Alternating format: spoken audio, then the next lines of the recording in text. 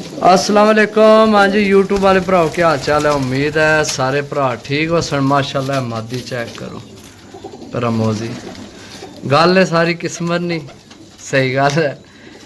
काफ़ी दोस्त जनाब कल ना मैसेज किते लेकिन साड़ी जनाब डील डन हो गई सी। भाई आए जनाब जेलम तो भाई अपना ना बोले। हाँ असनैन अली तुसी बोलो जनाब। मुदस्सर अली रहमान भाई। भाई एक मिनट मैं तुसे साफ नहीं आ रहा।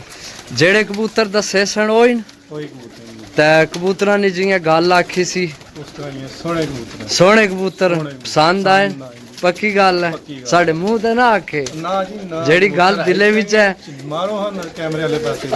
चेक करो जी कबूतर माशाल्लाह। बाकी जनाब असी हुण लैके आमने अपने ए कबूतर चेक करो माशाल्लाह। इत्थे मैं किन्ना कि अपना फेवरेट कबूतर दसे ओ जेड़ा मैं तुहानू पहला दस्या सी ओ मैं पता नहीं है सी शायद ए मेरा फेवरेट कबूतर है उस्ताद जी।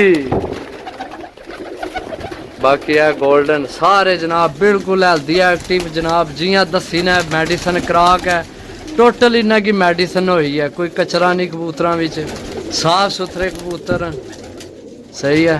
तो बाकी नसीब नहीं गल है भाई आए जनाब नौना टाइम हो गया गए सन किधर है। ए कबूतर चेक करो जनाब बिल्कुल ओके बिल्कुल फ्रैश कबूतर।